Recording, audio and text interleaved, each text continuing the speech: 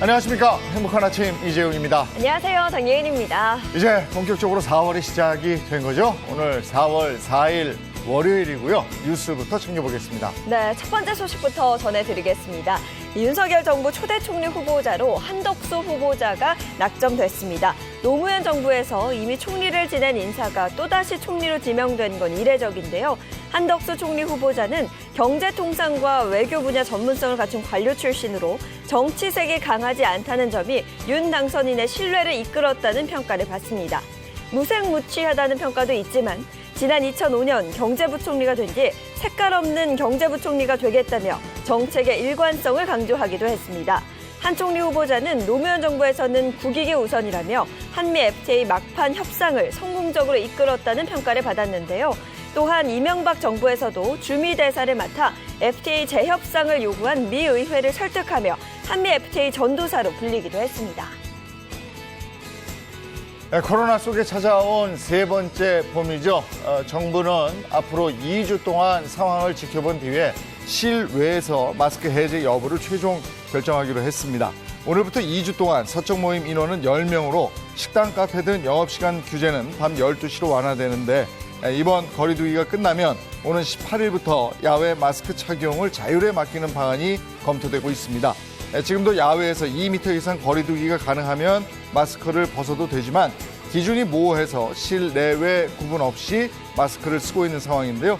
실외에서는 감염 위험이 크게 낮지만 새로운 변이 가능성과 고령층, 기저질환자에 대한 대비도 필요하다는 목소리가 나옵니다. 학교나 직장에서 확진자가 폭증하면서 자가검사 키트는 이제 우리 일상에서 뗄래야 뗄 수 없는 그야말로 생활 필수품이 됐는데요. 문제는 비용입니다. 한 사람당 5개까지만 살 수 있었던 키트 구매 제한은 사라졌지만 가격은 그대로라 소비자 부담이 크다는 겁니다. 정확도가 더 높고 비용도 5,000원으로 저렴한 병원 신속 항원 검사를 받겠다는 사람도 있지만 대기 시간이 부담인데요. 현재 약국과 편의점에서 판매되는 이 검사 키트 공급가는 3,500원에서 3,800원 선. 과거 온라인에서 2, 3,000원대에도 구매가 가능했던 만큼 이제는 인터넷 판매를 허용해 가격 인하를 유도해야 한다는 지적이 나옵니다. 네, 이어서 코로나19 현황 살펴보겠습니다. 3일 0시 기준 신규 확진자는 23만 4,301명으로 누적 확진자 수는 1,387만여 명입니다. 한편 코로나19 백신 전국 1차 접종자는 전날보다 약 6천여 명이 늘어나서 총 4,497만 명을 넘어섰고요. 2차 접종자는 4,449만여 명으로 집계됐습니다. 또한 3차 추가 접종자는 3,280만여 명으로 집계됐습니다. 네, 이번엔 오늘 날씨 소식 전해드리겠습니다. 오늘도 맑고 따뜻한 봄 날씨는 계속되겠지만 아침에는 날이 제법 쌀쌀할 것으로 보입니다. 오늘 외출하실 때는 옷차림 더 신경 써주셔야겠고요. 이어서 오늘 자세한 기온 보시면 오늘 아침 최저기온 영하 0도에서 8도, 한낮 최고기온은 14도에서 21도 선이 되겠습니다. 큰 일교차에 면역력 떨어지기 쉬우니까요. 건강관리 잘해주셔야겠습니다. 4월 4일 월요일 행복한 아침 지금 시작합니다.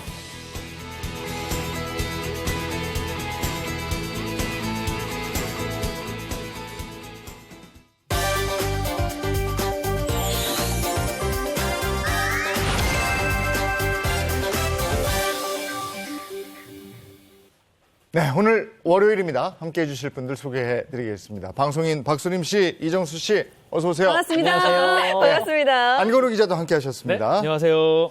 자, 오늘 월요일 아침입니다. 자동차 관련 얘기부터 나눌까요? 차차차. 차차차 매번 저희가 사고 영상만 보여드려요. 네. 그러니까 월요일 아침부터 왜 사고 영상만 보여주느냐 그러니까. 이런 얘기도 좀 하실 것 같아서 저희 오늘은 조금 훈훈한 영상. 오. 네. 안- 도로에는 늘 나쁜 감정만 있는 건 네. 아니거든요. 정말 심쿵한, 심장이 쿵쿵하는 그런 좀 뭉클한 순간도 있는데요. 그래서 준비한 주제 요겁니다. 운전 중 심쿵한 순간인데요. 어허. 먼저 소개해드릴 영상은 오토바이를 탄 보디가드입니다. 2명의 멋진 보디가드가 등장했는데요. 어떻게 등장한 건지 제가 영상으로 준비했습니다. 함께 보시죠.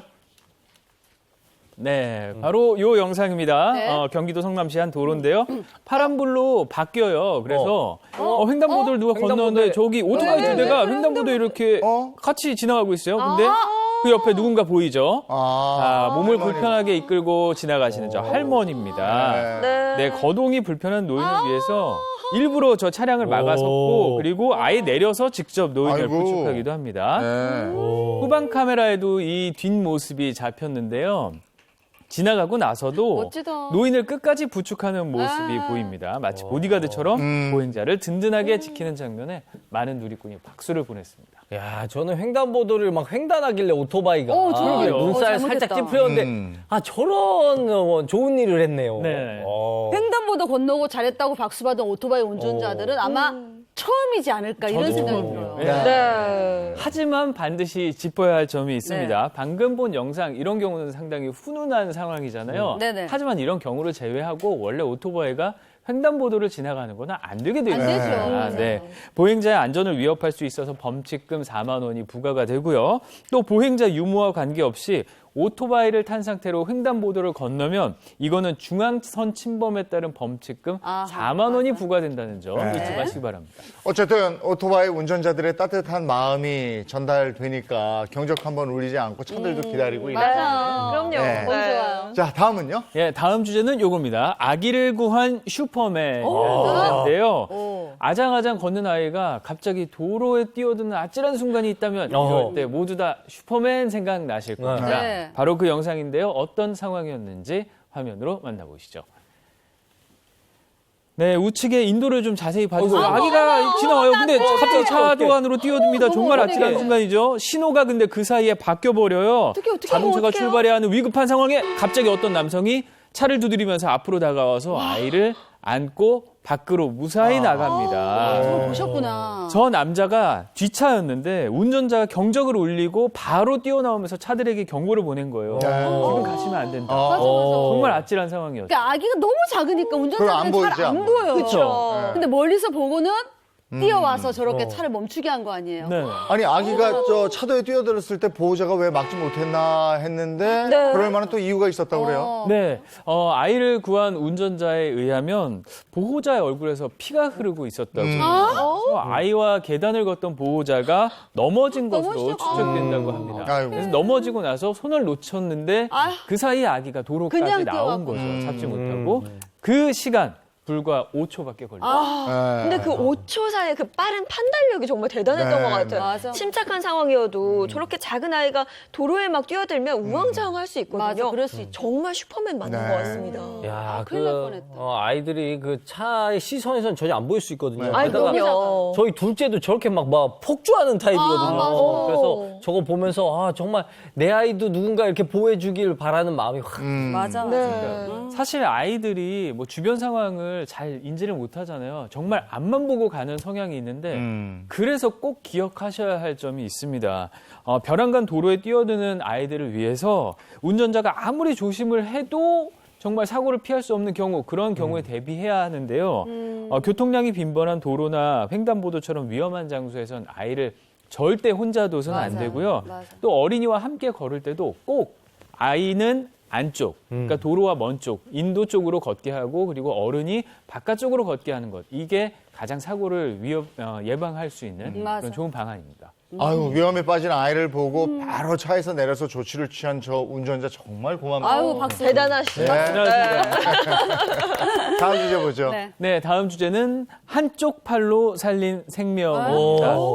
내 몸도 움직이기 불편한데 정말 한쪽 팔로 누군가의 생명을 구한 사람이 있습니다. 그 영상도 함께 준비했습니다. 보시죠. 네, 경기도 화성시 한 도로입니다. 비가 차 잘 오네요. 달리고 있는데요. 한 네. 노인 뒷걸음질 치더니 뭔가 이상한 것 같죠? 뒷걸음질 치세요. 계속 그러더니 쓰러지십니다. 네. 이 상황을 목격한 운전자, 자, 차를 갓길에 세우고요. 재빨리 119에 먼저 신고를 했어요. 그리고 내려서 뭘 하죠? 심폐소생술을 시도합니다. 그렇게 얼마나 시간이 흘렀을까요? 구급대원이 올 때까지 자리를 떠나지 않았어요. 그래서 119 구급대원이 와서 현장에 도착하니까 노인을 무사히 인계를 합니다.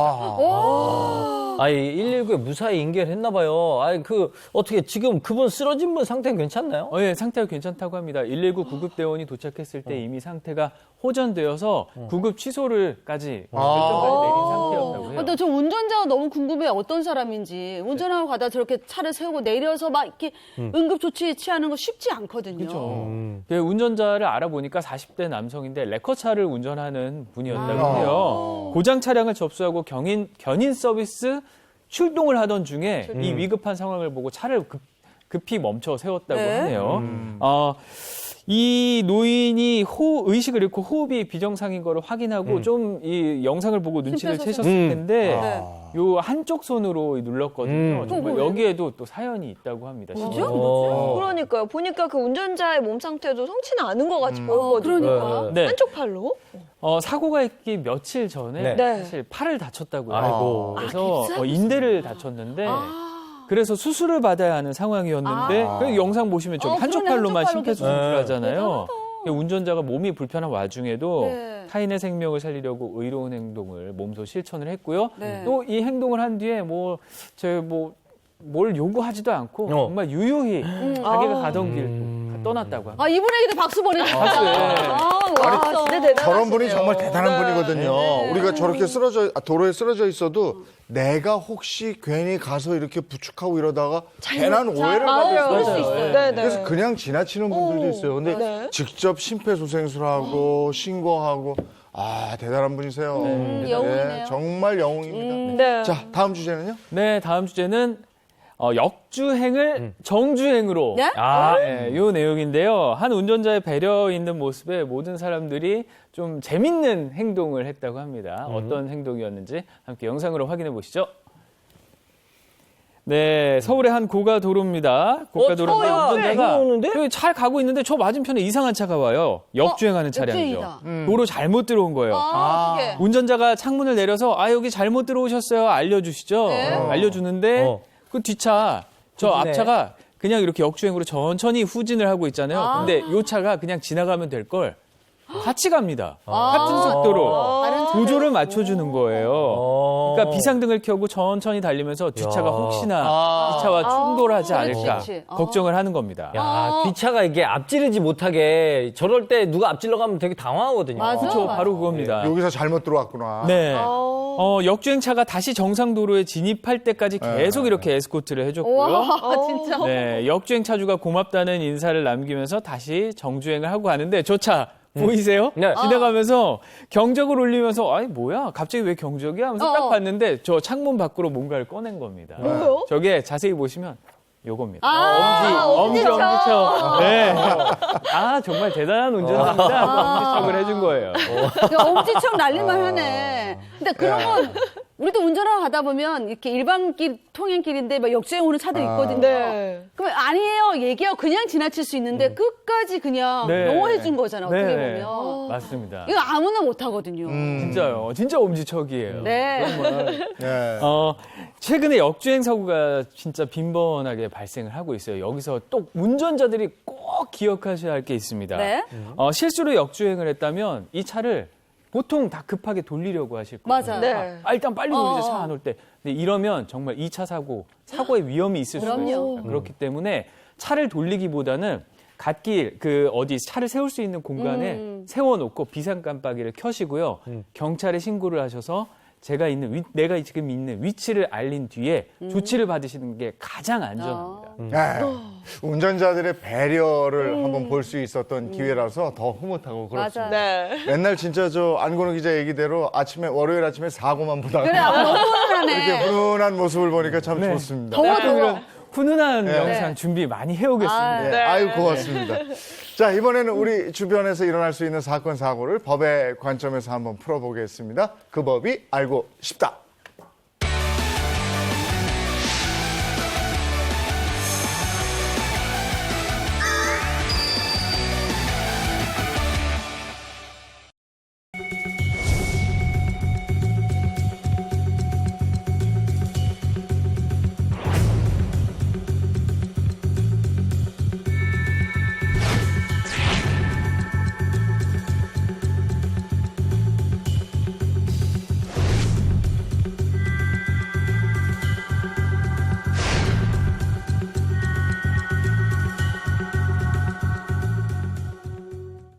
네, 그 법이 알고 싶다. 이인철, 허주연 변호사입니다. 어서 오세요. 안녕하세요. 반갑습니다. 네. 네, 첫 번째 사연부터 가죠. 자, 이거 한 개당 5원씩 주는 부업입니다. 딱밥. 그거. 뭘까요? 인형 눈 깨는 인형 눈 붙이는 거. 인형눈 참 옛날 사람이야. 옛날에 많이 했었는데. 네, 맞죠? 뭘까요? 보겠습니다. 보시면 오, 코로나 키트? 저거. 자, 해도 어떤 되나? 내용인지. 그러니까. 자, 사연을 꽁트로 준비했습니다. 주부 역할은 제가 하고요. 사장 역할은 이정수 씨가 하고, 콜럼버 잘해요. 경찰 역할은 이재용 님이 하시면 되겠습니다. 이 사연 실제 사건을 바탕으로 재구성했습니다. 사연 속으로 끄고! 전업주부로 살아온 지 10년째. 집에만 있기 심심했던 저는 재택으로 돈을 벌 수 있는 소일거리를 찾았습니다. 그런데 저에게 정말이지 딱 맞는 부업이 있지 않겠어요? 손이 빠른 주부님들 찾습니다. 손이 번개불 전 빠른 분 없어요? 잠깐만, 손이 빠른 사람이라면 나잖아. 아저씨, 제가 왕년에 요거 타짜 손이 엄청 빨라요. 손이 눈보다 빠르다. 손이 눈보다 빠르다. 네, 제가 저 아줌마 딱이겠네. 아줌마한테 딱 맞는 부업이 있어요. 그 코로나 검사 키트 알죠? 네. 그거 하나만 만들면 내가 네. 개당 5원씩 쳐드릴게. 잠깐만요. 개당 5원이면 만 개에 5만 원. 그렇지. 10만 개에 50만 원. 좋아요. 그 부업 제가 하겠어요. 집에서 코로나 검사 키트를 만들면 돈을 준다는 말에 저는 덜컥 구두 계약을 했습니다. 그렇게 한참을 키트 제작에 열중하고 있는데 갑자기 집에 누군가 들이닥쳤어요. 바로 경찰이었습니다. 여보세요? 경찰님이 지금 간의 수공업으로 코로나 검사 키트를 만드셨죠? 불법 키트 제조 현행범으로 체포합니다. 아니, 뭐 현행범이라뇨? 사장님 이거 불법이었어요? 아이고 형사님 들어보십시오. 수제와 수제 먹거리 모름지기 수제에서 장인 정신이 나오는 거잖아. 그러니까 이 코로나 검사 키트도 수제 장인 정신으로 만들어야 된다 이겁니다. 여보세요? 그게 무슨 말도 안 되는 소리입니까? 헛소리 마시고 두 사람 다 경찰서로 갑시다. 어머 어떡해, 경찰 아저씨 저도 가야 돼. 저는 진짜 아무것도 몰랐어요. 이 여자만 데리고 가요. 그저 집안의 보탬이 되기 위해 작은 부업을 했을 뿐인데 경찰은 저까지 현행범으로 체포했습니다. 저는 구인 광고를 보고 연락했던 죄밖에 없거든요. 그런데 저도 처벌받아야 되는 겁니까? 누가 좀 알려주세요. 아유, 어떡해. 코로나 검사 키트를 손으로 만들어요? 이거 진짜 처음 듣는 얘기인데? 이건 뭐예요? 네. 간의 수공업으로 코로나 검사 키트 만든 사람입니다. 네. 특이한 재택 부업 광고가 붙었는데 어떤 공고문이었는지 함께 보시죠. 바로 요겁니다. 네. 재택 부업 모집이라고 붙었는데 지난 2월 중순에 충남 아산시의 한 아파트에 게재가 된 전단지예요. 코로나 검사 키트 중에 하얀 필터를 이제 투명한 저거 깔때기 네. 끼우면 되는 단순 작업이에요. 바로 저거거든요. 그거구나. 키트 부품 중에서 노즐캡이라고 하거든요, 저걸. 네. 저걸 첨부 사진으로 보면 아까 맨손으로 작업하고 있었잖아요. 네. 저거 보세요. 맨손으로 하고 있죠. 저게 작업 단가가 한 개당 5원으로 최소 10,000개 이상 신청하라 이런 내용입니다. 저 노즐 캡이 그거잖아요. 그 검사한 다음에 안에다 면봉 넣고 뚜껑 딱 끼우는 그 뚜껑. 맞아요. 그렇죠. 네, 맞아요. 검사해보신 분들 많이 아실 네네. 겁니다. 비강에 있는 검체 면봉으로 채취한 뒤에 이거를 시약이 남긴 튜브에 넣잖아요. 요 넣을 때 여기 이물질 들어가지 말라고 마개로 닫는데 바로 이게 노즐 캡입니다. 근데 노즐 이걸 캡. 당연히 무균 상태에서 만들어야 하잖아요. 그런데 이걸 무균 상태에서 만들어야 할 노즐 캡을 필터를 끼우는 드라이버와 함께 지퍼백으로 제공할 테니까 간의 수공업으로 좀 만들어 달라. 이렇게 얘기를 한 겁니다. 그럼 드라이버로 조립한 뒤에 지퍼백에 담아라.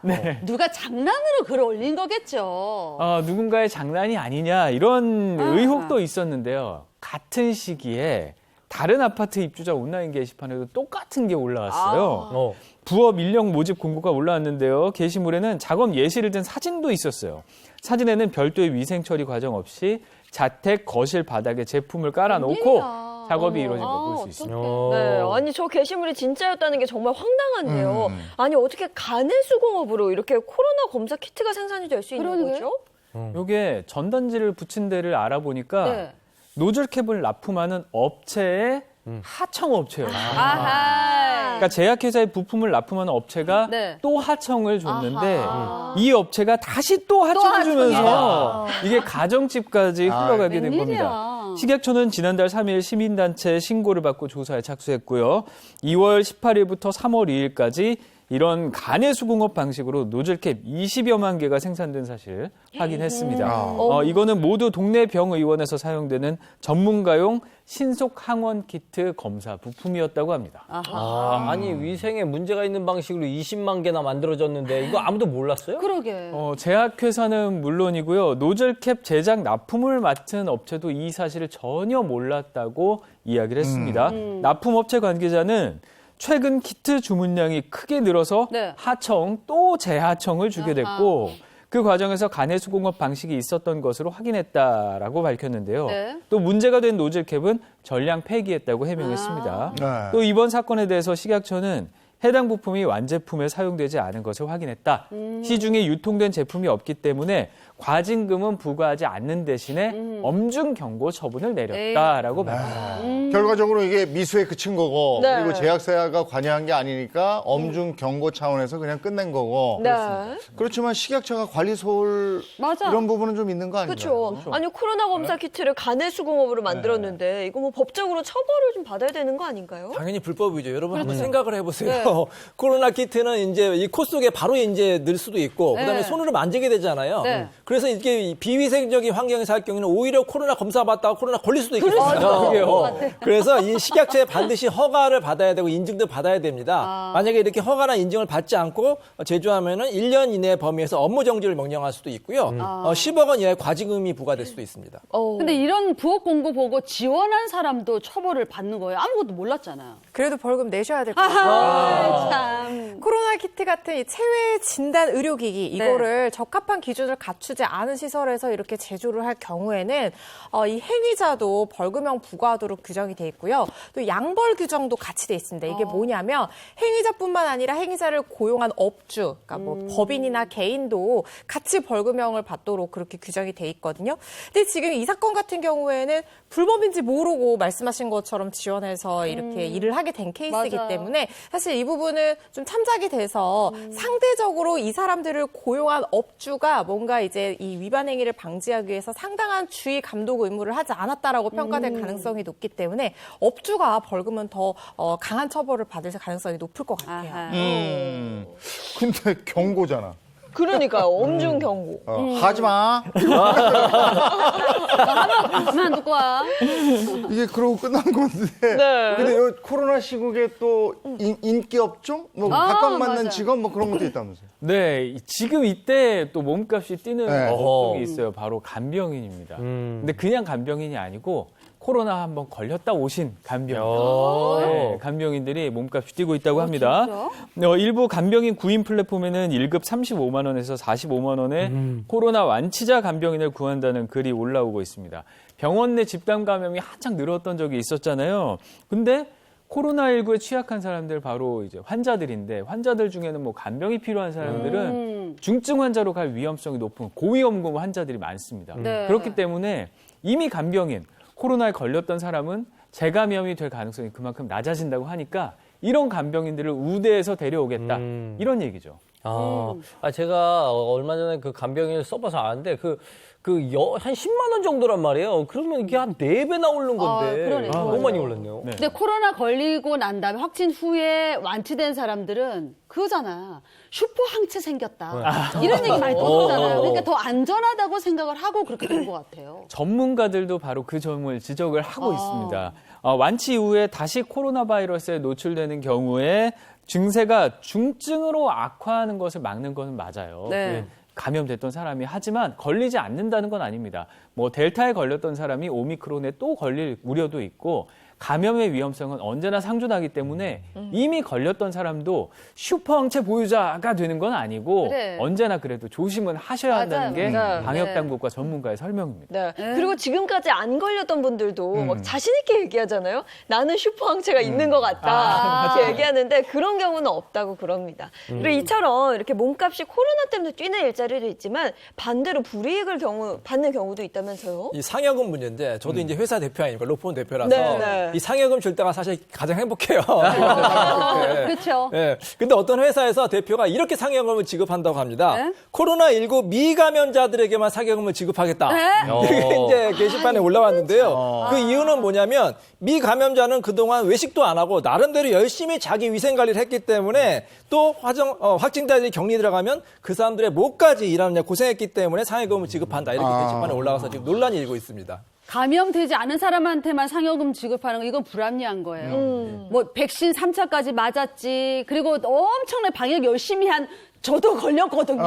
이런 거 따지면 너무 억울할 것 같아요, 진짜. 아, 근데 저같이 이제 미감염자 입장에서는 좀 억울하기도 하네요. 제가 근무를 더 한 것 같기도 하고 내가 열심히 했는데 나 챙겨줘야 되는 거 아닌가라는 생각이 드네요. 네, 실제로 지금 굉장히 좀 애매한 부분이 있어요. 누리꾼들 의견도 엇갈렸는데요. 일부 네티즌은 아니 대표 마음 아니냐, 대표 사업장인데 이런 반응 보이는 분들도 그럴 수도 계시고 있죠, 맞아. 또 중요한 게 확진자가 자가격리를 하게 되면 업무량은 그대로인데 일하는 사람 줄어들잖아요. 미감염자들이 그만큼 일을 더 많이 하게 되는 거예요. 그래서 이런 부분 상여금으로 좀 보상해줘야 되는 게 아니냐 이런 의견도 있었는데 반대 목소리도 또 만만치가 않았습니다.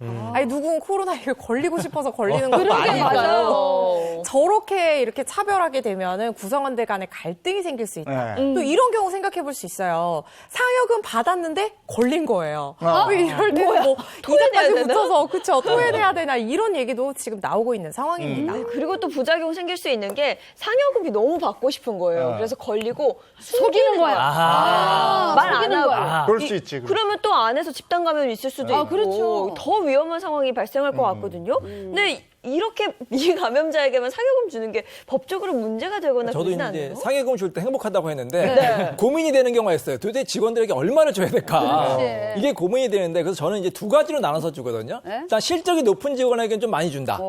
그다음에 명절 같은 상여금은 똑같이 지급한다. 이렇게 지급하는데 사실 법에서도 비슷해요. 예를 들어서 비정규직, 정규직, 뭐 남녀 차별도서 상여금을 주면 이건 불법이 될 수가 있고요. 다만 뭐 실적이 높거나 공헌도가 높은 직원에게 많이 주는 건 불법이 아니라고 할 수가 있겠죠. 이렇게 생각하시면 되겠습니다.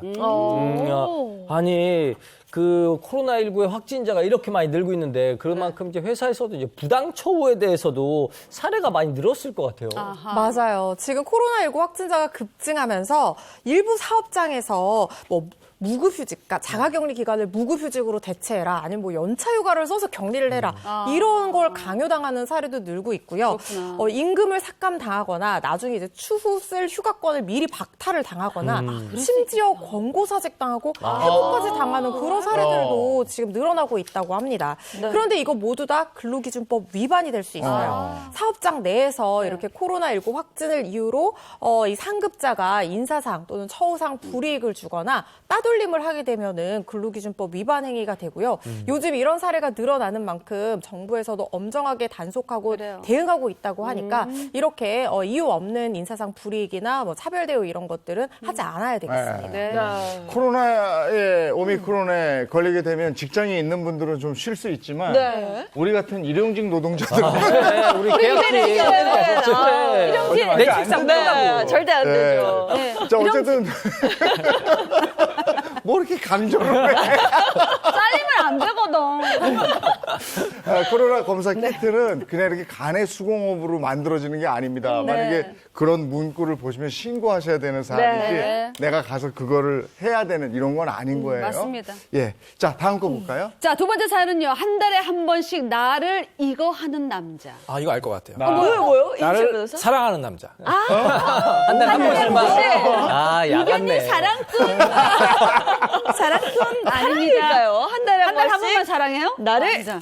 고소. 아 이건 뭐야? 반대 자, 얘기인데요. 반대로 완전히. 어떤 내용일까? 이 사연 꽁트로 준비했습니다. 피해자 역할은 제가 하고요. 애인 역할은 이정수 씨가 하고 네. 고소하는 남자 역할 이재용 님이 고소하게 고소하는 해주세요. 남자. 고소하게. 이 사연도 실제 사건을 바탕으로 재구성했습니다. 사연 속으로 끄고! 한 달에 한 번씩 저에게 그날이 찾아옵니다. 그날이 오면 전 머리가 지끈지끈, 입맛이 뚝 떨어집니다. 무슨 날이냐고요? 바로 저희 집에 고소장이 날아오는 날입니다. 이 남자 또 고소장 보냈네. 정말 지치지도 않나 봐. 진짜 머리 아파. 자기야, 그거 서 있는 건 뭐야? 피고인을 사기 및 절도로 고소합니다. 자기, 내 마음만 훔쳐간 줄 알았더니 진짜 절도범이었어? 아니야. 이거 이상한 남자가 나 괴롭히려고 고소하는 거야. 나 아무 죄도 안 지었어, 자기야. 아, 그게 말이 돼? 어떤 정신 나간 사람이 죄도 안 지었는데 고소하냔 말이야. 아, 나 자기 그렇게 안 봤는데 실망이야. 우리 가자! 자, 제가 하지도 않는 일을 꾸며서 고소장을 보낸 남자. 법적으로는 모두 무혐의 처분을 받았지만 저에 대한 주변의 신뢰감은 바닥을 치고 말았습니다. 너무 억울했던 저는 대체 왜 이런 일을 벌이는지 이유라도 알고 싶었습니다. 당신 한 달에 한 번씩 나 고소하는 사람이지? 고소한 냄새가 나. 대체 나에게 왜 그런지 이유라 좀 알자. 어? 아, 뭐 그게 뭐 이유가 있어야 되는 거야? 그냥 당신 싫어. 그리고 막 그냥 막 괴롭히고 싶어. 에? 내가 다음 달에 또 고소장 보낼 테니까 기다려. 딱 기다려. 미쳤구나. 아니 그럼 내가 무서워할 줄 알아? 나 당신 무고죄로 다시 고소할 거야. 어디 누가 이기나 고소장을 한번 붙어보자고. 죄도 안 지었는데 자꾸만 저를 고소하는 황당한 남자. 매달 날아오는 고소장에 일일이 대응하는 것도 지쳐갑니다. 맞불 작전으로 그 남자를 무고죄로 고소하고 나면 이 전쟁이 끝날 수 있을까요? 누가 좀 알려주세요. 네. 야, 이건 황당하네. 아니 왜 이래? 왜 이러는 거야? 저도 안 지은 이유도 사람을 없이? 고소하는 이건 뭡니까? 그래요? 아, 요즘 뉴스 보다 보면 고소고발 기사 네. 되게 많이 나오잖아요. 그만큼 고소고발이 법적 절차 중에서 되게 흔한 얘기가 돼버렸는데요. 이 고소를 통해서 황당한 복수를 계획했던 남자의 사연입니다. 사기 및 횡령죄로 교도소에 수감된 남성 A씨가 있었습니다. 그는 과거에 결혼도 했고 아이도 있다는 사실을 숨기고 다른 여자와 혼인신고를 했습니다. 아하. 그런데 A씨 외에도 이 사실을 알고 있던 또 다른 사람이 있었는데요. 여성 B씨였습니다. 죄책감을 이기지 못한 B씨는 A씨의 아내를 만나서 A씨의 남편이 숨겨온 사실, 모든 사실을 다 털어놨습니다. 이 사실을 교도소에서 알게 된 A씨가 분노를 이기지 못하고 B씨에게 협박 편지를 보내기 시작했습니다. 그러니까 남자가 결혼했고 아이가 있다는 걸 먼저 속였잖아요. 숨겨왔잖아요. 네. 근데 그 사실 여자가 알게 되면 죄책감이 들 거란 말이에요. 그렇지 않을까? 그래서 말한 건데 어. 사실 이 남성의 경우에는 내 일인데 네, 맞아. 너가 왜 그걸 말하냐 이래서 이제 불만을 품고 분노를 참지 못해서 협박 편지를 보낸 건데요. 이게 결코 옳은 일은 아니거든요. 당연하죠. 그렇죠. 이 협박 편지가 계속 되니까 네. 결국은 이 남자 벌금형까지 선고를 받았어요. 자, 그러니까 남자가 방법을 바꿉니다. 이 여자가 하지도 않았던 일들을 지어내서 고소를 하기 시작한 거거든요. A씨는 사기, 가택 침입, 절도 이런 걸로 한두 달에 한 번씩 B씨를 고소하기 시작합니다. B씨는 검찰에서 모두 무혐의 처분을 받았지만 뭐 아시다시피 고소고발이 얼마나 지난한 과정이에요. 피곤하고. 그러니까 이 과정에서 정신적으로 물질적으로 엄청난 피해를 입게 됩니다. 아니, 사기, 가택 침입, 절도 이런 혐의들이 사실 없었던 건데 이게 그냥 허위로 고소가 가능합니까? 고소는 가능합니다. 우리나라가 좀 불명예스럽지만 고소고발 공화국이라는 그런 별명도 있어요. 한 예로 2014년을 비교하면 일본보다 무려 고소 건수가 50배가 많아서요. 한 해에 50만 건에 달하는 적도 있었습니다. 자, 그럼 왜 이렇게 고소를 많이 하느냐? 일단 고소는 특별한 뭐 장벽이 없어요. 그래? 그냥 누구나 고소하면 됩니다. 경찰서나 검찰청에 나 그냥 피해 당해서 이 사람 처벌해 줘서 고소장 내면 되고요. 또 이게 또 웃긴 게 뭐냐면은 민사소송하려면 돈이 많이 들거든요. 뭐 인지대 송달료 몇십만 원에서 많게는 몇천만 원씩 드는데 고소장 작성하는 경우에는 비용이 0원이에요. 아무 비용이 들지 않기 때문에 또 이렇게 고소를 할 수가 있고요. 그렇게 고소가 남발되다 보니까 가장 고생하시는 분이 누구냐? 일선 경찰하고 검사들이 너무 고생을 해요. 쓸데없는 사건에 이제 수사력이 낭비되고 있으니까 정말 큰 문제라고 볼 수가 있습니다. 그러니까 진짜 있었던 범죄를 가지고 고소하는 건 그건 당연한 거잖아요. 근데 이 고소하는 것도 되게 발품 팔아야 되고 좀 머리 아플 것 같은데 대단한 것 같아요. 근데 없던 일까지 꾸며가지고 고소하는 이유가 도대체 뭐예요? 이제 법률 상담하다 보면은 많은 사람들이 좀 상대방을 좀 혼내달라. 이혼 사건도 마찬가지예요. 이혼뿐만 아니라 어떻게 보면 상대방을 좀 콩밥을 먹여달라. 이렇게 이제 요청하는 분이 많아요. 그래서 심지어 이렇게 말씀하시도 하세요. 변호사님 모든 비용을 다 변호사님이 드릴게요. 상대방에게 받는 돈 다 드릴 테니까 제발 상대방을 좀 혼내주세요. 이런 사람도 있거든요. 혼내주세요. 그러니까 이렇게 해서 그냥 고소를 하면은 그 사람은 정말로 억울하게 지금 고소를 당하는 거 아닙니까? 네. 이 가장 억울한 것 중에 하나가 본인이 하지도 않은 일을 누명을 쓰는 게 얼마나 억울합니까? 그래서 정말로 부들부들 떠는 분이 많거든요. 그렇기 때문에 이렇게 허위의 목적을 하는 경우는 안 갚을 목적을 하거나 심지어는 돈을 받으려고 고소하는 경우도 있어요. 이렇게 민사 사건으로 해결해야 되는데 형사 고소하는 경우도 있으니까 이것도 빨리 시정돼야 될 것으로 보입니다. 아니 내가 뭘 잘못했으면 반성이라도 할 텐데 이건 하지도 않은 일을 가지고 고소를 당하니까 진짜 억울할 것 같고 이 외에도 피해가 좀 막심할 것 같은데요? 피해가 진짜 장난이 아닙니다. 왜냐하면요. 이 죄를 저지른 사람도 이 고소 당해가지고 이제 수사를 받게 되면 되게 힘들어요. 근데 심지어 죄 저지르지도 않은 사람 진짜 너무너무 불편하게 만들 수 있는 절차예요. 일단 고소 당하면은 수사기관에서 연락 오잖아요. 전화 받고 조사받으러 또 나가야 돼요. 그리고 내가 이 죄를 저지르지 않았다는 점 입증하기 위해서 적극적으로 또 대응을 해야 됩니다. 네. 변호사 선임해야 될 수도 있고요. 그러면은 돈 들죠, 시간 들죠. 그리고 회사에서 전화 받으면요. 마치 내가 유죄 저지른 사람처럼 주변에 소문나서 정말 명예훼손 상황까지도 오게 되는 그런 분들도 많이 계시거든요. 그리고 혹시나 내가 누명을 쓰지는 않을까 적극적으로 대응을 잘 못해가지고 얼마나 불안하고 무섭겠어요. 그래서 무혐의 결정 날 때까지 진짜 공포에 시달리는 분들도 계시거든요. 이래저래 너무너무 힘들어지는데 특히 또 구속됐다가 무죄 판결을 받는 경우에는 이 형사 보상 절차가 마련이 돼 있는데 불구속 상태에서 수사받다가 무혐의 처분이 나게 되면 딱히 보상 절차도 없어요. 뭐 소송 비용 같은 걸 받아낼 수도 없거든요. 그래서 이게 지금 허위 고소 이런 거 정말 피해가 정말 심각할 수 있습니다. 이게 진짜 고소 고발로 이어지면요. 나도 나를 보호해야 되니까 변호사 선임하죠. 그 비용 다 들어가죠. 맞아요. 시간은 또 시간대로 그리고 주변에서는 얘가 없는 죄를 저렇게 했겠어. 그렇죠. 아니 때문에 이런 왜 거, 확인하냐고. 이런 게 엄청난 피해를 입게 되거든요. 근데 이번 사건에서도 보면 피해자 B 씨가 무혐의잖아요. 그렇죠. 그죠? 그러면 가만히 있으면 안 되잖아요. 뭔가 그렇죠. 또 대응을 했겠죠. 해야 돼. 이 피해자도 검찰에서 무혐의가 나온 만큼 역공을 준비를 합니다. 바로 무고죄였는데요. 무고죄로 고소할 수 있는지 고민을 하게 됩니다. 무고죄란 타인으로 하여금 형사처분 또는 징계처분을 받게 할 목적으로 공무소 또는 공무원에 대해 허위의 사실을 신고한 자에게 적용되는 혐의입니다. 10년 이하의 징역이나 또는 1,500만 원 이하의 벌금에 처할 수 있는데요. 피해자 B 씨는 교도소에 있는 A 씨를 상대로 접근 금지 가처분 신청이 가능한지도 함께 고민하게 됩니다. 그 흔히 무고죄로 맞고소한다고 하잖아요. 그럼 B 씨는 지금 무혐의 처분이 나왔으니까 당연히 100% 무고죄가 되는 거겠네요.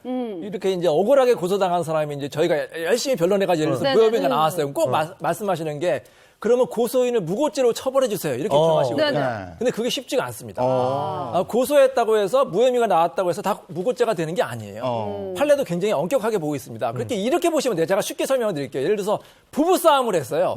부부싸움을 했는데 이제 막 몸싸움이다 툭탁툭탁 하다가 서로 고소를 했는데 둘 다 무혐의가 나왔다. 이 경우에 무고죄가 안 되는 거예요. 근데 언제 무고죄가 되느냐? 예를 들어서 남편이 아내 건드리지도 않았어요. 손 하나 건드리지도 않았는데 아내가 남편한테 폭행당했다. 이렇게 허위 사실로 고소할 경우 이 정도가 돼야지만 무고죄가 될 수 있거든요. 그래서 약간의 법리착오나 사실착오 같은 경우 무고죄가 되지 않을 수가 있고요. 완전히 없는 사실을 거짓으로 지어서 고소할 경우 이 정도가 돼야지만 무고죄가 될 수 있으니까 이 무고죄가 사실 성립하기 굉장히 좁다고 볼 수가 있어요. 이것도 하나의 문제라고 볼 수가 있어요. 그러니까 무혐의 처분을 받았다고 해서 이 고소인에게 바로 그 무고죄가 인정되는 건 아니네요. 아니네요. 그러면 무고죄가 명백하게 성립이 되려면 어떤 요건들이 좀 필요한가요? 명백하게 무고죄가 성립되면 당연히 처벌받아야 되겠지만 이 변호사께서도 말씀하셨듯이 무고죄라는 게 진짜 입증이 쉽지 않은 범죄 중에 하나예요. 성립에서 제일 중요한 요소는 뭐냐면요. 객관적 진실에 반하는 사실, 그러니까 허위 사실을 그걸 알면서 거짓말로 수사기관에 고소하거나 신고를 해야지 성립을 하거든요. 그러니까 단순히 정황을 좀 과장하는 건 해당이 안 되고요. 우리 꽁트 사례처럼 사실 아닌 거 알면서 거짓말로 상대방이 형사처벌 받게 하려는 목적을 가지고 신고를 했을 경우에 성립하는데 이걸 다 입증을 해야 된다는 겁니다.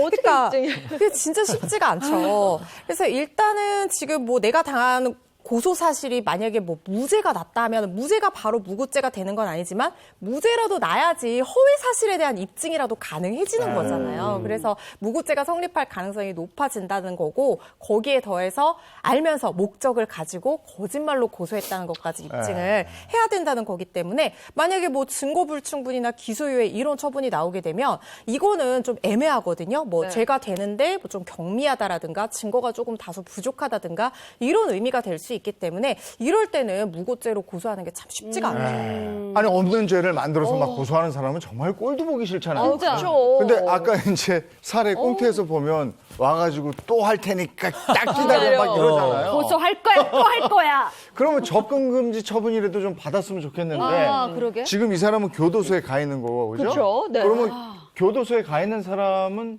어차피 접근이 안 되는데 접근금지 처분이 가능해요? 가능은 하지만 실익이 없을 수 네. 있죠. 그래서 그런 것들 고려를 하셔야 되고요. 일단 이 사람 같은 경우에는 협박 편지 보낸 일로 벌금형 선고받은 적 있죠. 그리고 계속 괴롭힐 목적으로 허위사실 고소한 그런 전력도 있죠.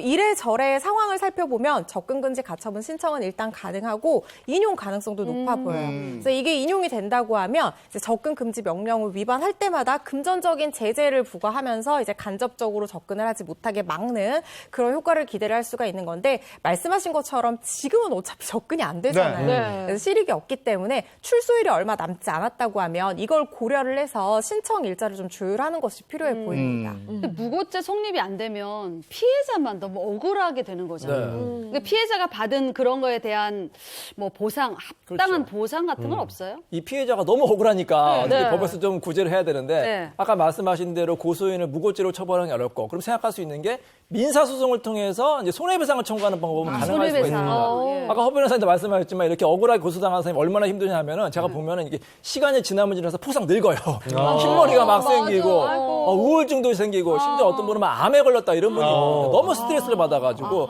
뭐 이게 한두 달 만에 끝내는 게 아니라 뭐 1년이나 길면 막 이게 5년, 6년 가는 경우도 있어요. 그동안 얼마나 이제 스트레스 많이 받고 직장도 다닐 수가 없고 병원 치료도 받아야 되잖아요. 맞아요. 그래서 그런 거를 이제 손해배상 청구할 수가 있어요. 병원 치료비라든지 예를 들어 실직해서 받은 그런 손해라든지 심지어는 정신적인 손해배상까지 청구할 여지는 있으니까 이렇게 함부로 억울한 사람 고소하면 안 되겠습니다. 그래요. 네. 근데 앞서 얘기 다 들어보니까 실제로는 이런 경우에 무고죄가 적용되기가 어렵다 이렇게 말씀하셨는데 이와 반대로 무고죄로 인정을 받아서 처벌을 받은 그런 사례는 없나요? 있습니다. 지난 2월에 채팅 앱을 통해서 만난 상대를 이제 성폭행 혐의로 고소한 그런 건이 있었어요. 근데 그게 현장 녹음 파일에 덜미가 좀 잡혔습니다. 이 여성은 일명은 식이 없는 남성을 만나서 식사를 하자고 했다가 성폭행을 당했다고 주장을 했어요. 근데 반전이 일어납니다. 남자가 피의자 조사를 받았겠죠? 네. 그런데 남자가 녹취한 음성 파일이 있었던 거예요. 그걸 검찰에 네. 제출을 한 겁니다. 남성은 당시 처음 만난 여성을 신뢰하지 못해서 만일을 대비해서 음성 파일을 만들어 놨다고 했습니다. 야, 남성의 녹음 파일이 결정적인 증거가 됐네요. 맞아. 네, 그렇습니다. 오. 여성의 무고 범죄는 또 이번이 처음이 아니었습니다. 어허. 2020년 10월에 무고죄로 징역 8개월에 집행유예 2년을 이미 선고를 받았던 적이 있었어요. 재판부는 피해자가 만남 당시 상황을 녹취해두지 않았다면 자칫 부당한 형사 처분을 받을 위험이 있었다고 밝혔는데요. 그럴 수 결국 무고 혐의로 기소된 이 40대 여성 징역 6개월을 선고받고 법정 구속됐습니다. 특히 이 성범죄 같은 경우는 직접 증거가 있기가 어렵잖아요. 맞아요. 그렇다 보니까 이와 관련돼서 무고 범죄가 좀 많을 것 같긴 합니다. 그렇죠. 물론 이제 성범죄자는 아주 강력하게 처벌해야 되는 건 당연한 네, 건데요. 반대로 생각해 보세요. 성범죄를 저지르지 않았는데 억울하게 고소당했다. 여기 남성분들 만약에 어떤 여성이 성범죄 고소당했다. 인생 끝나는 거예요. 맞아요. 그냥 사회적으로 매장거장. 내가 무죄냐 유죄냐는 나중 문제고 일단 고소당했다는 것 자체만으로 얼굴 들고 다닐 수가 없는 거예요. 그리고 자녀들 보기엔 또 가족들이 있으면 또 얼마나 또 심지어는 극단적인 선택하는 사람도 꽤 있습니다. 그래서 이게 성범죄 같은 경우에 다른 범죄보다 특히 무고죄를 엄하게 처벌해야 되는데 좀 이상하게 아직까지 법원 실무에서는 이 성범죄 무고죄를 처벌 안 하는 경우도 있고 처벌해도 뭐 가벼운 벌금형을 처벌하는 경우 있었어요. 그래서 이제 이걸 시정해야 된다는 목소리가 지금 일어나고 있고요. 외국 같은 경우에도 성범죄 무고죄 같은 게 엄하게 처벌하는 경향이 있으니까 정말로 성범죄 같은 경우에는 아주 나쁜 범죄이기 때문에 엄하게 처벌해야 되지만 억울하게 정말로 성범죄에 고소를 당한 경우에는 그게 준해서 또 강하게 처벌해야 된다 이렇게 생각이 됩니다. 네. 억울하게 고소나 뭐 고발 당했을 때 이 혐의를 좀 벗기 위해서 피고소인이 해야 될 뭐 그런 것들 증거. 그렇죠. 이 변호사님 늘 증거 있어야 됩니다. 증거 막 이러시잖아요. 맞아요? 증거? 맞아요. 정답입니다. 첫째도 증거, 둘째도 증거예요. 이게 우리가 아무리 내가 억울하다 그래도 막상 법정에 가면 증거로 나의 억울함을 입증할 수밖에 없거든요. 요즘에 증거의 양대 산맥이 있어요. 하나는 녹취고 두 번째는 CCTV 자료예요. 요즘에 다 녹취 많이 하잖아요. 핸드폰 있고 네. 금방 영상 찍을 수 있고 하니까 혹시 사건 당일에 나의 그 행적을 기록해 둘 수 있는, 그러니까 나의 억울함이나 알리바이를 입증해 줄 수 있는 어떤 그 자료들이 있다라고 하면 CCTV가 됐든 뭐 주변에 자동차, 세워진 자동차의 블랙박스가 됐든 뭐 녹취록이 됐든 이런 거 무조건 보존을 하셔야 되고 확보를 해두셔야 되고요. 물론 나를 억울하게 고소한 상대방과의 통화 기록이라든가 뭐 녹취록이라든가 주고받은 메시지 뭐가 됐든 다 수집을 해두셔야 됩니다. 그리고 나의 억울함을 입증해 줄 수 있는 주변 지인들의 어떤 진술이나 증언 같은 것들도 확보를 해두시면 좋고요. 정말 중요한 게 또 하나 있어요. 이럴 때 보통 아무 말도 없이 바로 고소하기보다는 전화해서 약간 협박적으로 고소할 거야 막 이렇게 얘기하는 경우가 많거든요. 네네. 그럴 때 이제 상대방이 조금 심리적으로 불안정한 것 같으니까 이 보통 어떻게 많이 하시냐면 좀 달래고 심한 경우로 나아가지 않게 하기 위해서 아 미안해, 진정해, 잘못했어, 내가 미안해 이렇게 말씀 많이 의외로 이거 실수 많이 하세요. 네. 근데 이거는요 내가 잘못했다는 사실을 전제하고 그걸 인정한다는 취지로 비추어질 수 있고 이게 혹시 상대방이 녹취를 오히려 역으로 하고 있다 그러면 이게 증거가 될 수 있어요. 그래서 악용될 수 있거든요. 그래서 이런 거 사건에 연루됐다고 해서 섣불리 미안하다 내지는 잘못했다 이런 말씀 절대로 하시면 안 되고요. 빨리 전문가의 도움을 받으시는 게 사실은 제일 좋습니다. 아니 그게 요즘에는 어설프게 이런 거 알아가지고요. 절대 미안하다 소리를 안 해. 아유. 그러니까 그 상황이 더 커지는 경우도 있어요. 근데 이렇게 막 고소하고 이러면 수사력이 낭비되는 거잖아요. 맞아요. 그래서 지난 2018년에는 이렇게 고소장을 남발한 50대 남성이 구속이 되기도 했습니다. 이 남성은 뭐 허위 신고가 다수였어요. 일반 시민을 상대로 고소장을 너무 많이 경찰도 있었고 그랬는데 180회에 걸쳐서 했고요. 뭐 이를테면 술에 취해서 택시 탔다가 택시 기사 폭행해놓고 내가 안 했다 그러고 으름장을 놓고 그래. 택시 기사 또 협박하고 그러다가 경찰이 출동하면 경찰이 이게 공무 집행을 이유로 나를 너무 이렇게 억압을 한다 이러면서 경찰 고소하고 이런 식으로 하다가 덜미가 잡혔던 그런 사건이었습니다. 고소장을 1년에 180회면은 거의 이틀에 한 번꼴로 해야 되는데, 이 정도면 그냥 검사가 되는 게 낫잖아요.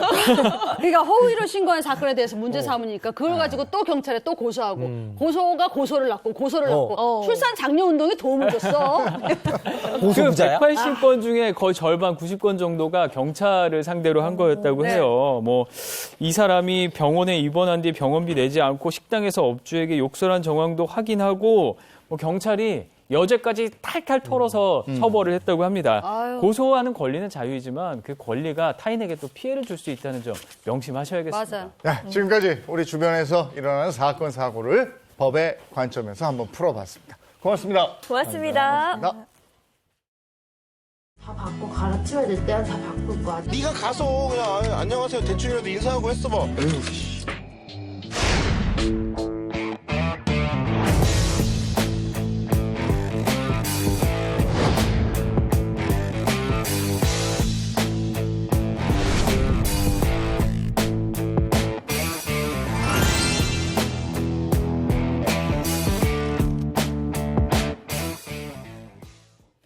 네, 살면서 겪게 되는 모든 고민을 속 시원하게 해결해 드리겠습니다. 인생 Q&A 2호선의 용한 상담소입니다.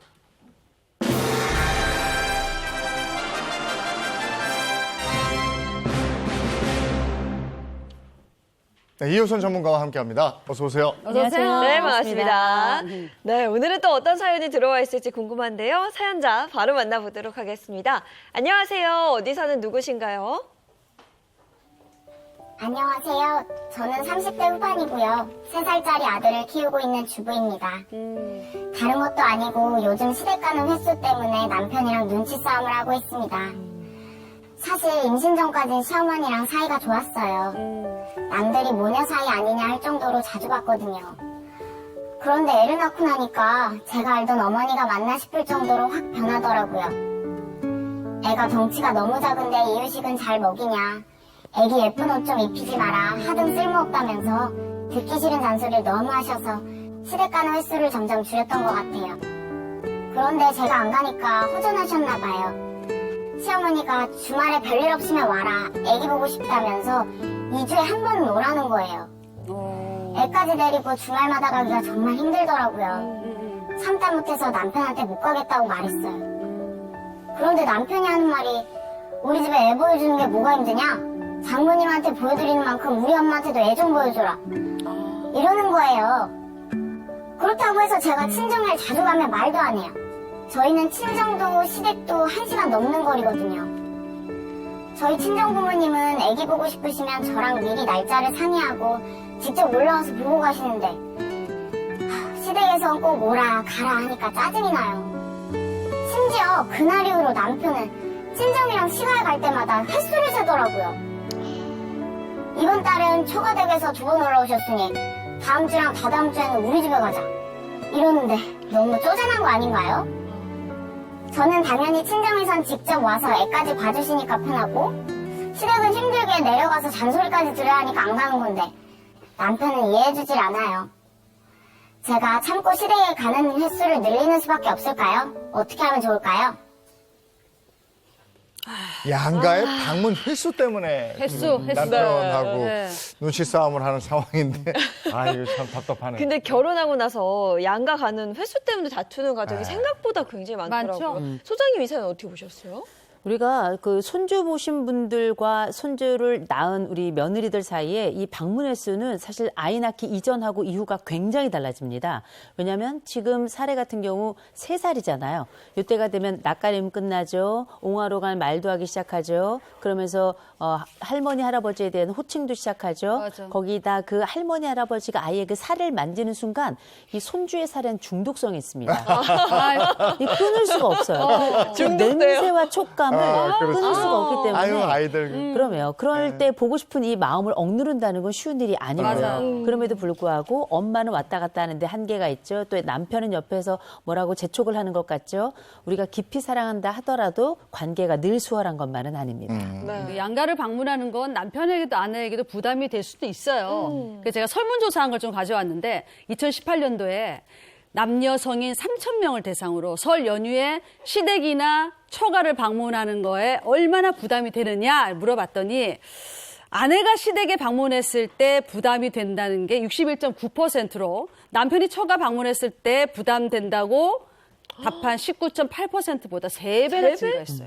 아니 제 생각에는 뭐 남편이든 아내든 둘 다 좀 불편하지 않을까 싶었는데 아내가 훨씬 더 높게 나와요. 그럼요. 그러니까 아내가 시댁 방문했을 때 부담된다는 이유가 1위가 경제적인 거 35.7%였고요. 다음에는 집안일 스트레스 그게 31.7%. 그리고 3위가 잔소리 포함한 그 가족 간의 갈등이라고 답했는데 솔직히 칭찬도 계속 들어 우리 며느리 잘한다 이러면 근데 부담되거든요.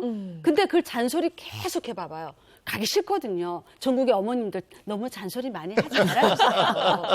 그럼 갑니다 시댁. 방문 횟수뿐이 아니고 네. 명절에 어디를 먼저 가느냐 이거 가지고도 많이 다툼이 좀 있더라고요. 예민한 주제라고 할 수 있죠. 네. 사실 이게 서로 뭐 처가나 시가나 서로 밉거나 이런 주제가 아니라 이게 어느 순간이 되면 약간 부담이 느껴지고 압력이 느껴질 때가 있어요. 그러면 맞아요. 이게 자의가 아니라 타의가 돼버리거든요.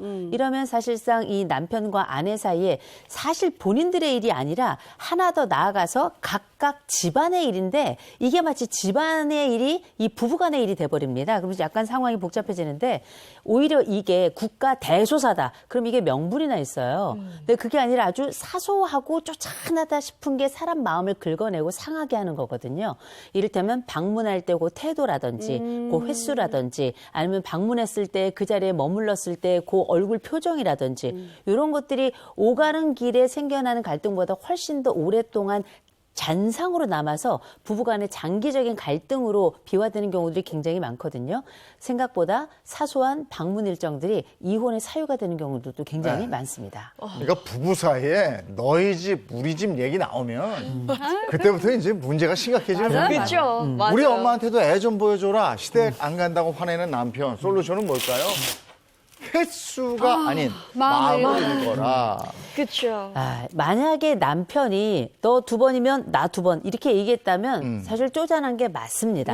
그런데 정황을 좀 볼 필요가 있어요. 횟수에만 집중하고 이 사례자가 이야기한 내용만 보면 이 남편이 이렇게 이야기하는 건 좀 잘못했다라고 볼 수 있을 것 같긴 한데 전체 상황을 볼 때는 이건 단순히 횟수의 문제가 아니라 남편의 상한 마음에 관한 이야기인 것 같아요. 이 남편이 가지고 있는 여러 이야기들을 보면 실제 장모님은 올라왔을 때 그 장모님의 이 손주를 볼 때 그 환한 표정이 있었을 거고 장모님이 올라왔을 때 그 아내가 엄마 너무 고마워, 엄마 너무 맛있어 이 가족 간의 이 처가 쪽의 행복감을 보는 반면에 내 아내가 내 엄마에게 뭐라 그랬냐면 가자 그랬더니 안 가 이렇게 얘기했단 말이에요. 못 가. 이 이야기는 사실상 이 장모님의 얼굴과 내 어머니의 얼굴이 겹치게끔 하는 거고요. 맞아요. 동시에 내 아내가 보여주는 내 집안에 대한 태도 전체가 마치 나를 거부하는 것 같은 느낌, 내 집안을 굉장히 우습게 보는 느낌처럼 아무것도 아니지만 이게 횟수 자체의 문제가 아니라 전체적으로 우리 가족을 부인하는 것 같은 느낌을 줄 수 있습니다. 지금 같은 경우에는 전반적으로 이 가족이 가지고 있는 양상이 나쁜 가족은 아니에요. 그럼에도 불구하고 사소한 데서 이 꼬여있는 부분들을 실제 제대로 풀어내지 않으면 앞으로도 이 감정은 아주 장기화될 가능성이 굉장히 높기 때문에 지금은 횟수에 집중할 것이 아니라 남편은 왜 횟수에 대해서 말하는가에 집중해야 된다는 거죠. 하긴 애가 3살이면 정말 이쁘거든요. 예쁠 때죠. 할머니 하다보니 사당요. 막 이러면 이런 모습을 이쁘지? 장인 장모님한테는 보여줬는데 남편 입장에서는 우리 엄마 아빠한테도 보여주고 싶은데 하고 속상할 수도 있잖아요. 그리고 어쩌면 그 시부모님께서 남편에게는 집에 와라, 애 데리고 와라라는 말을 곱하기 2로 더 하셨을 수도 있어요. 그러니까 남편은 그걸 중간에서 막아오느라고 나름의 스트레스가 있었던 거죠. 그럴 수도 있겠네. 근데 제가 이 사례 좀 관심 있게 봤던 것 중에 하나는 뭐냐면 남편에 대한 다른 불평이 없어요. 그냥 딱 시가 방문 횟수에 관련된 이야기를 하는데 제가 볼 때 이 남편의 마음을 읽어라라고 말씀을 드린 이유는 뭐냐면 대개 배우자와 다툼이 있을 경우는 배우자가 밉습니다. 그럴 때 우리가 잊지 말아야 될 건 뭐냐? 내 남편 혹은 내 아내라고 하는 내 배우자의 나와 함께했던 살아왔던 그 세월에 평균값을 내줘야 돼요. 그 세월에 나에게 했던 잘했던 것 혹은 뭐 안타깝고 아쉬웠던 점 이런 것들이 다 있지만 그 평균값을 냈을 때 이 사람이 괜찮으니까 우리가 사는 겁니다. 그럴 때 이 시가 방문과 관련된 이 횟수에 있어서 이 남편이 과연 그 횟수를 그렇게 꼭 집어서 말할 사람인지 그렇게 매 순간 치사한 사람이었는지 아마 그건 아닐 가능성이 높다라는 거죠. 그래서 그의 평균값을 기억해 볼 때 우리는 지금 횟수가 아니라 다른 곳에서 해법을 찾아야 될 것이라는 거죠. 나는 내가 별로 하기 싫은 거 내키지 않은 걸 다른 사람에게 강요하지 않으면 되거든요. 그렇죠, 맞아. 내가 처가에 가는 게 별로 안 좋으면 우리 집사람도 시댁에 가는 게 별로 안 좋을 수 있다는 생각을 좀 하면 그죠? 그러면 되는데 그리고 남자도 그래요. 이제 저 휴일에 좀 쉬고 싶은데 어딘가 가야 가는 의무감 때문에 가는 경우도 있어요. 맞아요. 근데 이런 것도 또 안쓰럽거든요. 그렇죠. 남자나 여자나 인간의 심정은 다 비슷합니다. 근데 우리가 지금 상황을 보면 남편의 마음은 아마 이렇게 말씀드릴 수 있을 것 같아요. 손실회피십니다.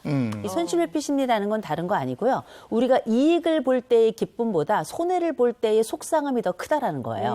우리가 실제 이 아내와 남편 간의 관계에서 장모님 오시는 게 기분 나쁘겠습니까? 그건 아닌데 왠지 내가 내 가족 쪽에서 잃는 것이 더 많다라고 판단이 들면 그 마음은 상할 수밖에 없는 거예요. 아내 쪽에서 남편을 향하여 한 번쯤 생각해 보셨으면 좋을 것 같아요. 입장을 바꿔놓고 만일 내가 내 남편이라면 이 시어머니와 관련된 내 본가와 관련된 입장을 어떻게 하는 것이 좋을까를 좀 고민을 하신다면 횟수 안 가가 아니라 남편하고 같이 횟수를 조율을 하셔야죠. 안가가 아니라. 이 얘기 뭐냐? 아내도 마음이 상했다는 얘기거든요. 마음과 마음의 이야기에서 어느 쪽이 먼저 풀 것인가? 제가 볼 때는 장모님, 곧 친정 엄마 아버지가 그래도 주기적으로 오시는 아내 쪽에서 어느 정도 조율점을 좀 가져보는 게 어떨까 싶습니다. 말씀을 듣고 나니까 남편도 아내만큼 힘들었고요. 아내도 힘들었고요. 둘 다 마찬가지인 상황인 것 같아요. 아니, 결혼해서 행복하게 살아야 되는데.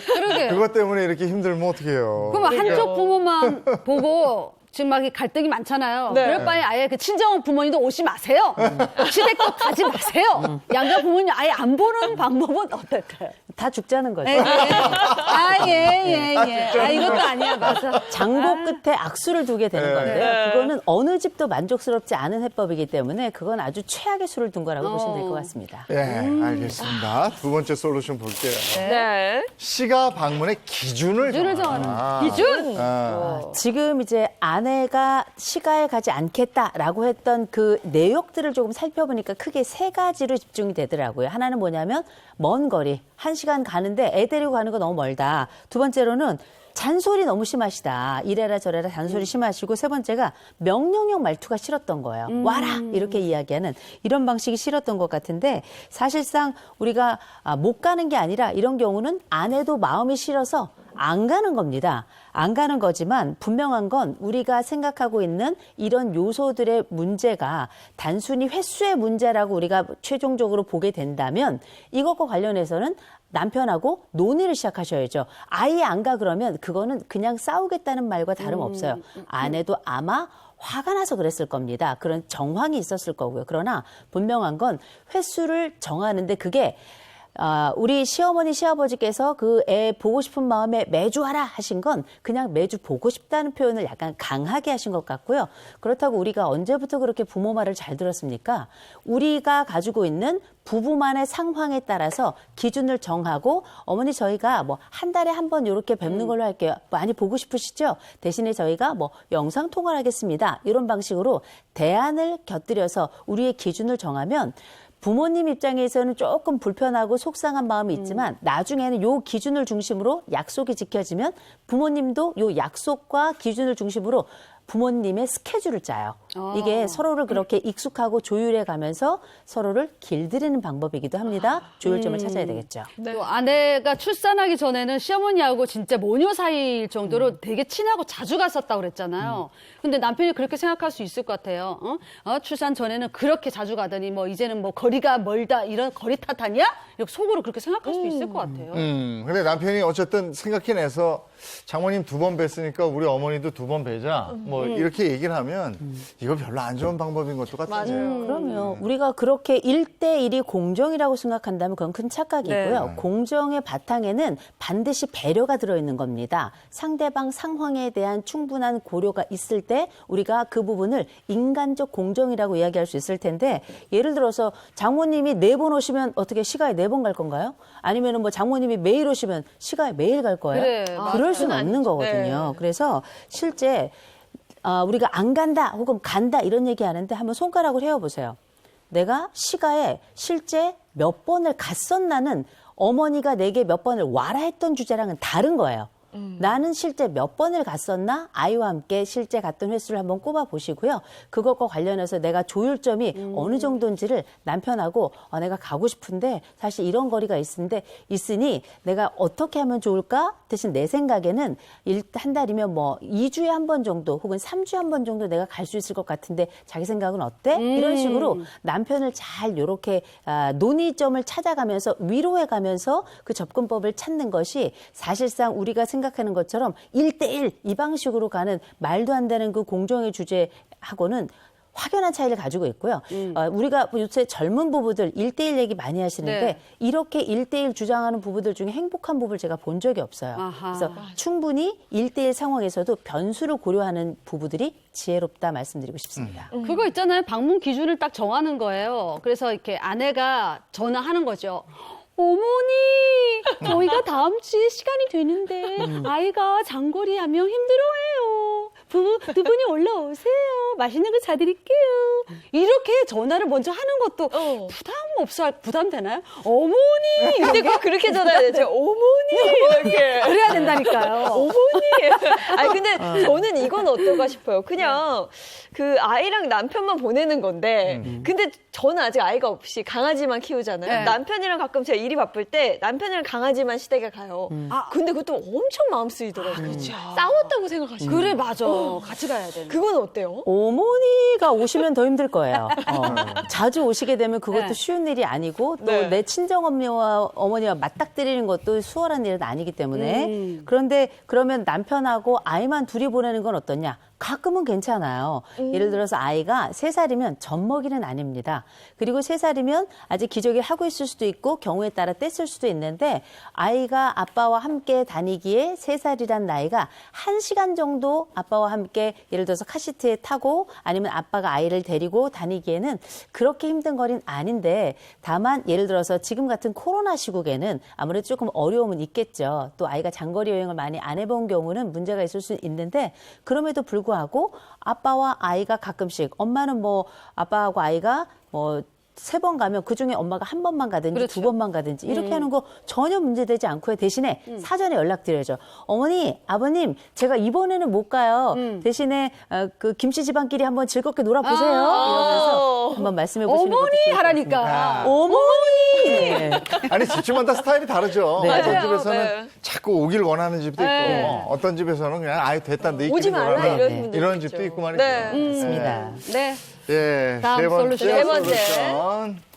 토끼 효과를 사용하라. 뭐죠? 자, 이거 네. 굉장히 낯선 표현 같지만 아무것도 아닙니다. 일명 다정함의 효과예요.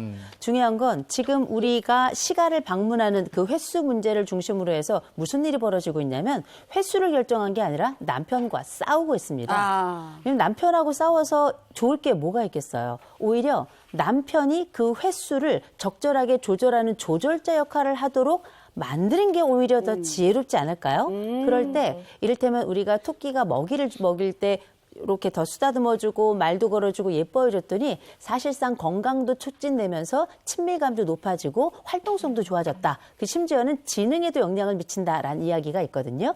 이게 바로 토끼 효과예요. 그래서 남편과 이렇게 싸우면서 시가에 가는 횟수 문제로 갈등을 빚을 것이 아니라 오히려 남편에게 친절하고 조금 더 다정하게 다가가셔서 여보 내가 이런데 어떻게 하면 좋지? 난 당신 지혜가 좀 필요해. 그러면 그 횟수 조율이나 심지어 변명까지도 남편이 앞에서 방패막이를 해줄 수 있는 거거든요. 다만 아내가 그렇게 조력을 할 때에는 내 시부모 곧 나의 본가 쪽 부모도 무시당하지 않는다는 느낌을 주면서 동시에 남편에게도 친절해야 되는 약간 이 감정적인 노동을 좀 해야 되는 부분이 있지만 실제 내가 가지 않고 혹은 가고 싶지 않은 부분에 함께하는 것보다는 말 한마디로 천냥빚을 갚을 수 있다면 남편 관계도 유지하고 시댁과의 관계도 어느 정도 적정선을 유지할 수 있을 테니 토끼 효과가 지금은 간절하지 않나 싶습니다. 그 다정함의 힘이라는 게 정말 대단한 것 같아요. 토끼를 예뻐해주고 쓰다듬었더니 뭐 콜레스테롤 수치도 좀 낮아지고 건강해졌다는 거거든요. 동물도 사람에게 이렇게 애정을 주면 이렇게 달라지는데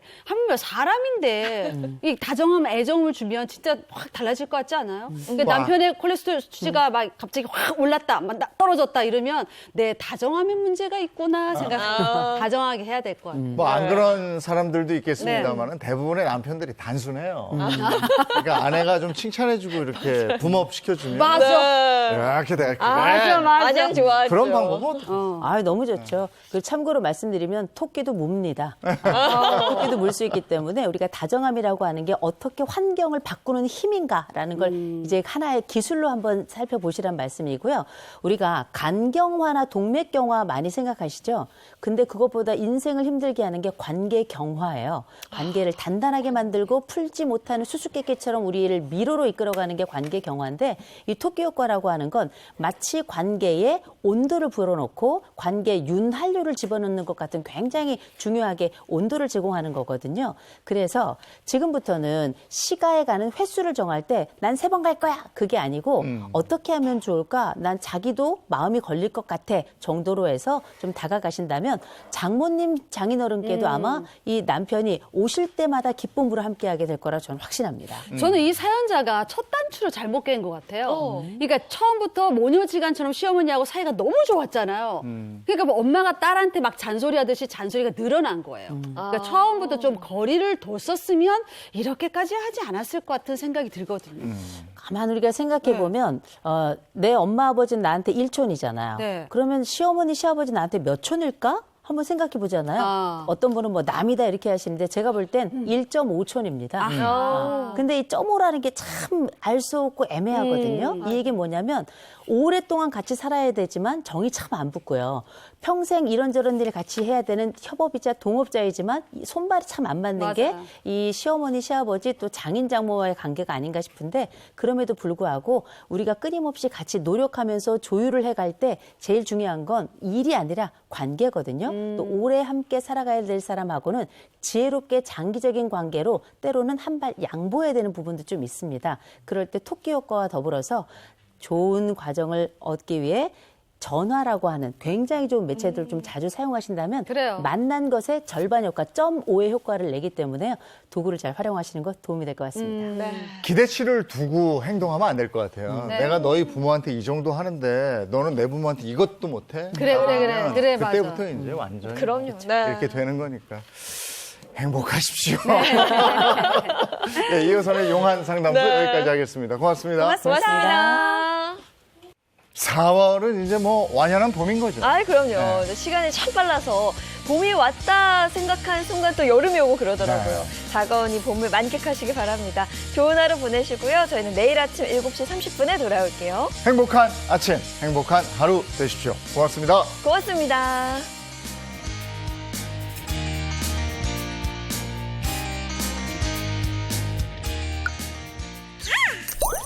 채널 A